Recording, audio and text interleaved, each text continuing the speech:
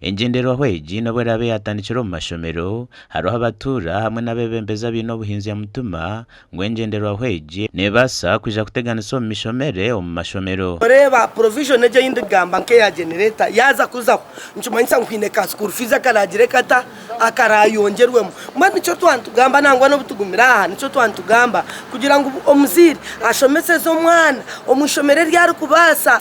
cyanyu curriculum kine very serious effects on 3 sectors. One sector ya private education. Abantu abaturi mu private sector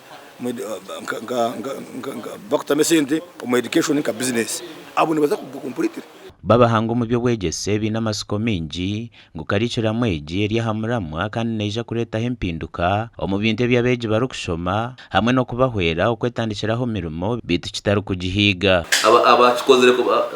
ku bice cya senior 1 ine kamashomero agabega jaminjiro mchiri chukure cha za maxi bagumana baguredinga kupi ninga babura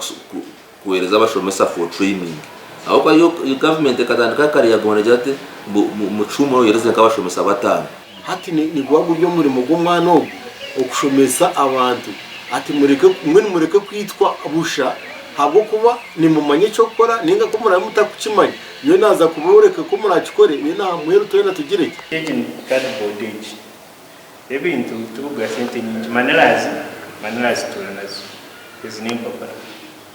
ero kujana karo cost ya printing konkebisha nebo ku printing tsikumara gutwara okushoma kwa hati ni kwabeje okushoma ebya butosha hamwe no kushoma eby'emikono ebigendere kwera beje okwerondera emirimo baba maziro okushoma kwabo abe nazo ngo mu bantu ebizibe birabe birimo mwino akozese byari kushoma mu karasi mwino abe ayamba abantu mwino kusolvinga ebizibu byo bari kuba bindi gasha kwa Paulo turi amureba.